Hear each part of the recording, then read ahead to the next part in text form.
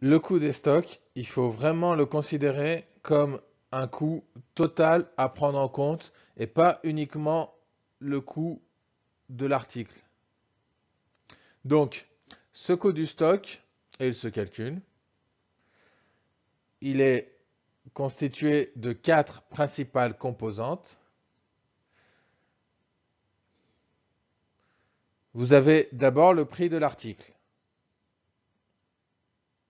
Le coût de l'article, évidemment, son prix d'achat, il n'y a pas de problème, vous le prenez en compte. Vous allez intégrer aussi tous les coûts directs pour l'acquisition de cet article. Tout ce que vous allez devoir engendrer comme coût pour avoir votre article livré au bon endroit, à l'endroit où vous en avez besoin, vous allez intégrer au coût d'acquisition, au coût de l'article, tout ce qui est achat, transport, douane, assurance, c'est le coût de l'article. Le premier élément du coût des stocks, la première composante. Ensuite, on a un gros morceau qui s'appelle les coûts de possession, carrying cost. Ça, c'est quelque chose qui coûte très cher. C'est la deuxième composante du coût des stocks. Ça regroupe l'ensemble des coûts qui sont dus au fait de posséder le stock chez vous sur une période donnée. Donc, posséder le stock, ça coûte et donc ça se calcule. Ensuite, vous avez le coût de passation des commandes, l'ordering cost. Passer des commandes sur des composants, ça a un coût. Vous allez préparer les commandes, créer les commandes, suivre les fournisseurs, gérer la facturation, la comptabilité. Tout ça, ça a un coût. Donc, ça rentre dans le coût global du stock. Et dernière chose, vous avez le coût des ruptures. En anglais, on va parler de stock out cost. Le coût des ruptures, alors lui, il est un petit peu plus difficile à estimer. Le coût des ruptures, il inclut le coût de la vente que vous avez perdu. C'est-à-dire qu'on vous a passé une commande, vous êtes en rupture de stock, vous ne pouvez pas livrer, vous perdez un client, donc c'est un coût de rupture. Alors, d'une part, vous risquez de perdre votre client, vous perdez la confiance, etc. Donc, ça, c'est difficile à estimer, mais ça peut engendrer des coûts indirects. Vous pouvez, par exemple, générer des coûts sur des urgences, des transports urgents pour éviter la rupture, etc. Donc, tout ce qui est coût de la rupture, ça peut peser dans la balance. Bon, c'est pas le plus important à côté des coûts de possession, des coûts de passation, mais néanmoins, c'est à intégrer dans le coût total du stock.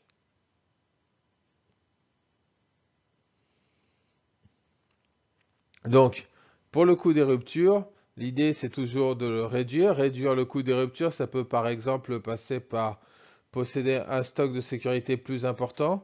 Par contre, ce stock de sécurité, il va peser dans le coût de possession parce que posséder un stock supplémentaire va vous coûter de l'argent. Donc vous réduisez d'un côté, vous augmentez de l'autre. Donc, concernant le coût de possession, le carrying cost, c'est quelque chose de majeur quand on parle de gestion des stocks.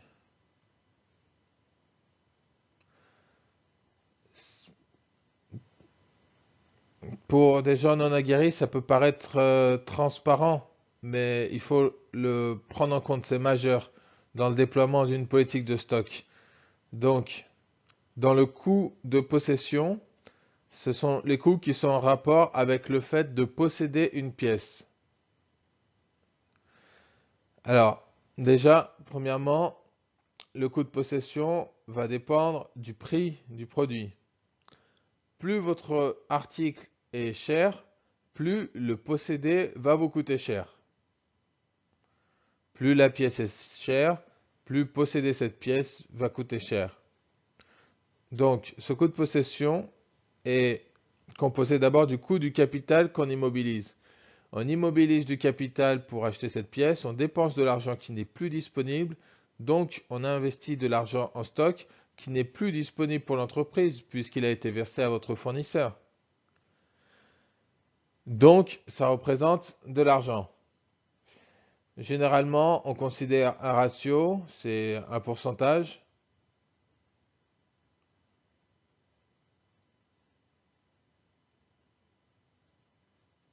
Donc, la première chose, c'est le coût du capital immobilisé. Donc, ce sont les coûts financiers et les coûts d'opportunité.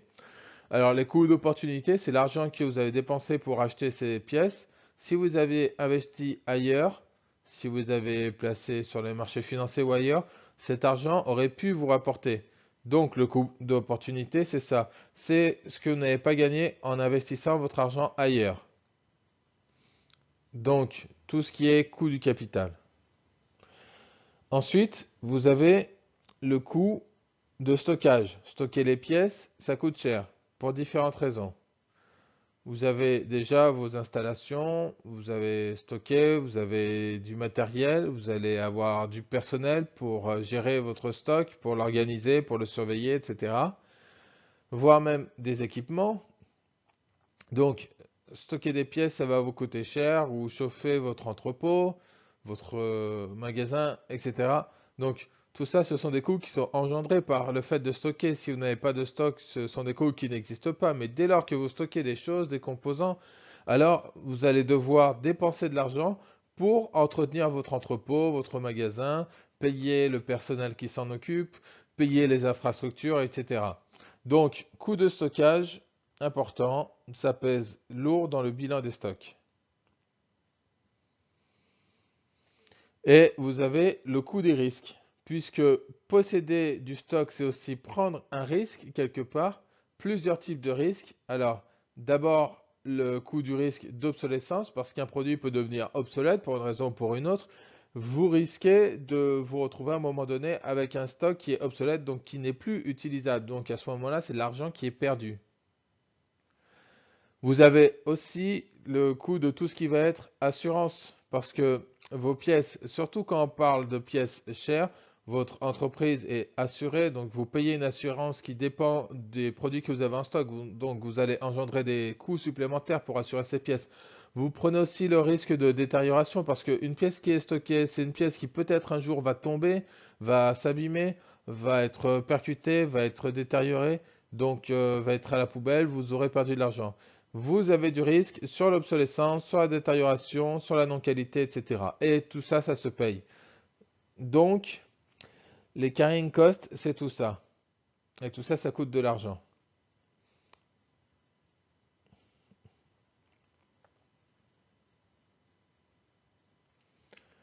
Bon, ça dépend des entreprises, mais dans cet exemple, les ordres de grandeur sont bons. On peut prendre un coût du capital 9%, un coût de stockage 8%, un coût des risques 7%, et on arrive globalement à un coût total de possession de l'ordre de 24%. Donc chez vous, c'est peut-être 20%, 21%, mais globalement, on est toujours autour des 20%. 20% du prix de la pièce. Donc, stocker une pièce, ça va vous coûter chaque année 20% du prix de la pièce environ. On prend un exemple. Vous avez un stock annuel moyen équivalent à 3 millions d'euros.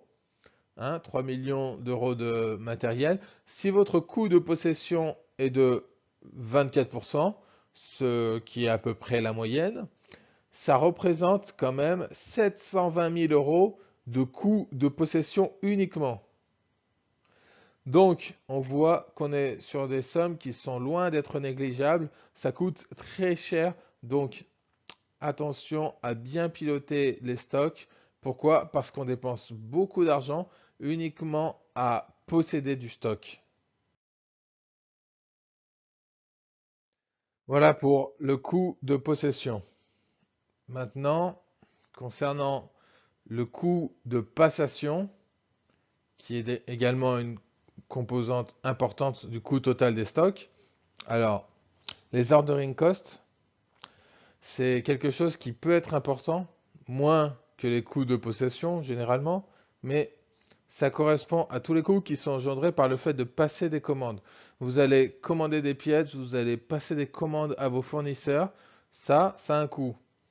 Ça intègre différents aspects, beaucoup de critères rentrent dans ce calcul, et notamment tout ce qui va être la préparation de la commande, vous allez payer du personnel pour passer ces commandes, pour créer, pour gérer l'administratif, pour passer la commande concrètement, appeler le fournisseur, relancer. Le suivi, ça immobilise du personnel. Donc, tout ça, on peut le chiffrer et ça rentre dans le coût de la passation de commande. Donc, évidemment, ce coût de passation de commande, cet ordering cost, il dépend du nombre de commandes que vous allez passer dans l'année. Donc, moins vous passez de commandes, moins ça vous coûte cher, évidemment. Mais moins vous passez de commandes, et généralement, plus vous commandez des montants importants. Donc, vous allez porter du stock. Généralement, c'est toujours la recherche du compromis. Est-ce qu'il vaut mieux passer moins de commandes, mais stocker plus de pièces, ou passer plus régulièrement des commandes, mais avoir un stock plus petit tout au long de l'année? Donc, ordering cost, voilà tous les coûts engendrés par la passation de commandes, ou le coût de lancement en production. Quand on est sur des pièces fabriquées en interne, alors les coûts vont être engendrés par le lancement en production. C'est pareil. Vous sortez vos pièces, donc les sorties magasins, vous suivez vos ordres de fabrication, vous préparez vos ordres de fabrication. Tout ça, ça immobilise des ressources. Tout ça, c'est à intégrer dans le coût. Donc, par exemple, pour mettre des chiffres. Donc, dans un exemple,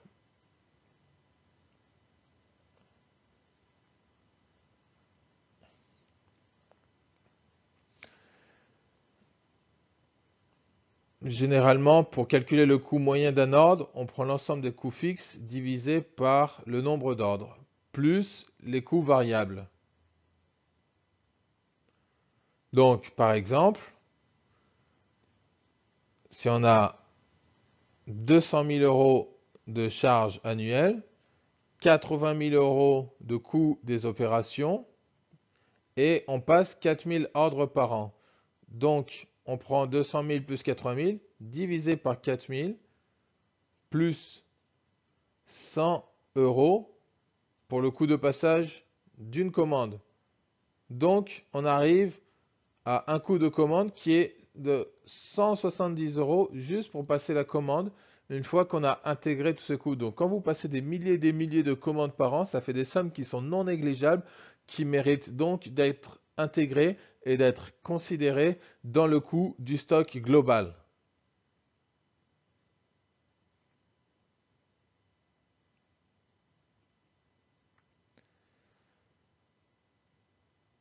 Donc, voilà, il y a trois principales composantes: article, coût de possession, coût de passation.